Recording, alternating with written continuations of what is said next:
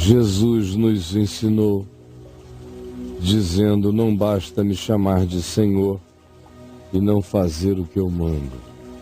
É loucura. É como construir a casa para ela cair na tempestade. Tendo Jesus concluído todas essas palavras dirigidas ao povo, entrou na cidade de Cafarnaum. E o servo de um centurião romano, de um capitão de 100, que faziam a guarnição de Cafarnaum, a quem este centurião muito amava este servo, estava doente, quase à morte. Tendo ouvido o centurião falar a respeito de Jesus, enviou-lhe alguns anciãos dos judeus, pedindo-lhe que viesse curar o seu servo. Estes, os anciãos dos judeus, anciãos, gente boa, que tinha uma relação humana com o centurião e que também criam e admitiam e viam o que Jesus fazia, chegando-se a Jesus, com instância, lhe suplicaram, em nome do centurião, conduído pelo seu servo à morte, dizendo a Jesus: por favor, Senhor, vem. Ele, o centurião, é digno de que lhe faças isto. Ele é digno de que lhe faças isto. Porque é amigo do nosso povo. Ele é um homem bom, gentil, generoso, justo. E ele mesmo nos edificou esta sinagoga, botou os contingentes romanos para construírem esta sinagoga. Então Jesus foi com eles, com os anciãos do povo que lhe trouxeram esse pedido. E já perto da casa, o centurião enviou-lhe amigos. Ele mesmo não veio, mas enviou-lhe amigos para dizer a Jesus: Senhor, não te incomodes, porque eu não sou digno. Eu não sou digno, eu sei que eu não sou digno de que tu entres na minha casa. Eu trato esse povo bem, com toda a dignidade humana, mas eu sei quem eu sou e sei quem tu és. Eu não sou digno de que tu entres em minha casa. Por isso mesmo, não me julguei digno de ir ter contigo, mas pedi a terceiros que intercedessem em meu favor, porque eu não tinha coragem de pedir por mim mesmo, nem de chegar à tua presença. Por isso é que eu te digo, apenas manda uma palavra. Não precisas vir aqui, nem eu preciso ir aí. Eu sei quem tu és, eu sei quem eu sou. Apenas manda uma palavra e o meu rapaz será curado imediatamente. Porque eu sei como é e sei quem tu és. Eu sou homem sujeito à autoridade, por exemplo. Quando os meus superiores me dão uma ordem, eu obedeço. Também tenho soldados às minhas ordens. E sei como é. Quando eu digo a este, vai, ele vai. Quando eu digo a um outro, vem, ele vem. Quando eu digo ao meu servo, faze isto, ele o faz. Ouvidas estas palavras, vendo Jesus que ele de fato estava dizendo, não é preciso que seja um encontro tátil. Eu sei que tu és o Senhor dos senhores, a autoridade das autoridades. Manda uma palavra e tudo vai acontecer. Quando Jesus ouviu estas palavras, admirou-se daquele homem, daquele pagão assim considerado, daquele gentil, daquele a quem os religiosos em geral dizem é um perdido porque não foi batizado, circuncidado, não virou um de nós. Quando Jesus ouviu essas palavras do homem, admirou-se dele e, voltando-se para o povo que o acompanhava, disse: afirmo-vos que nem mesmo em Israel achei fé como esta.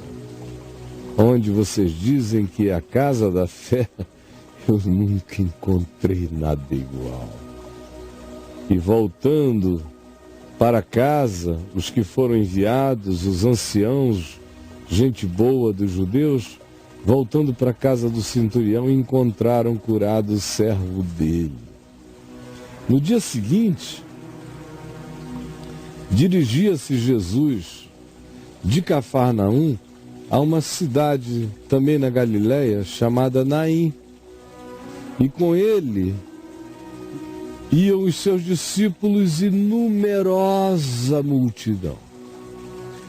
Como se aproximasse da porta da cidade de Naim, eis que saía da cidade o enterro do filho único de uma viúva, único filho da viúva, sem marido e sem filho agora. E grande multidão da cidade ia com ela, expressando condoimento pela situação dela. Vendo a Jesus e vendo que era uma situação de abandono total, compadeceu-se dela e lhe disse: não chores, não chores, não chores.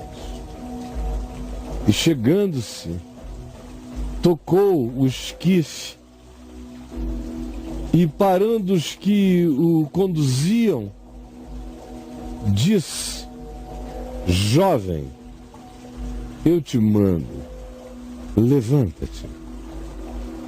E sentou-se aquele que estivera morto e passou a falar imediatamente. Era um jovem. E Jesus então o restituiu à sua mãe, que ao tê-lo de volta tinha também não só a restituição do seu amor, o saramento da sua saudade, mas a garantia da sua sobrevivência humana naqueles dias. Todos ficaram possuídos de grande temor e glorificavam a Deus, dizendo: grande profeta se levantou entre nós, e com certeza Deus visitou o seu povo. Era o que diziam. Ora, esta notícia a respeito de Jesus divulgou-se por toda a Judéia, chegou a Jerusalém, rodou em todas as circunvizinhanças do poder religioso. Todas essas coisas foram referidas a João Batista pelos seus discípulos. E João, chamando 2 dos seus discípulos, enviou-os a Jesus para perguntar: és tu aquele que estavas para vir, ou havemos de ainda esperar um outro depois de ti? Quando os homens de João Batista chegaram a Jesus, disseram: João o Batista enviou-nos para te perguntar. João Batista era primo de Jesus: és tu aquele que estavas para vir, ou esperaremos ainda um outro depois de ti? Naquela mesma hora, curou Jesus muitos de moléstias diversas, de flagelos variados, de espíritos malignos, e deu vista a muitos cegos imediatamente. Então Jesus lhes respondeu, fez isso para dar uma resposta, dizendo: ide agora e anunciai a João o que vistes e ouvistes. Ele vai entender a Escritura se cumprindo. Quando vocês disserem a ele o que vocês viram, ele vai se lembrar de Isaías, capítulo 35, versos 5 e 6, da promessa profética acerca do Messias. Portanto, digam a ele isto: os cegos veem, os coxos andam, Os leprosos são purificados, os surdos ouvem, os mortos são ressuscitados, e aos pobres anuncia-se-lhes o Evangelho. E bem-aventurado é aquele que não achar em mim motivo de tropeço. Tendo-se retirado os mensageiros de João Batista, os 2 homens, passou Jesus a dizer ao povo todo o seguinte a respeito de João Batista: que saístes a ver no deserto? Um caniço agitado pelo vento? Que saístes a ver no deserto? Um homem vestidos de roupas finas?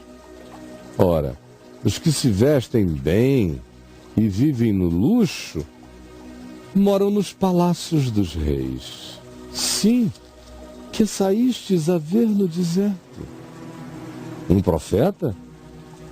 Sim, eu vos digo, um profeta. E muito mais do que um profeta foi o que saístes a ver. Profeta ele é sim, mas ele é mais do que apenas um profeta. Ele, João Batista, continua a dizer Jesus, é aquele de quem está escrito nas Escrituras, que vocês conhecem muito bem, como Malaquias capítulo 3, verso 1. Eis aí envio diante da tua face o meu mensageiro, o qual preparará o teu caminho diante de ti. Esse é João, que foi enviado antes de mim. Está dizendo Jesus, ele não é só um profeta, ele é cumprimento de profecia em relação à inauguração desse reino da graça, do acolhimento e da misericórdia.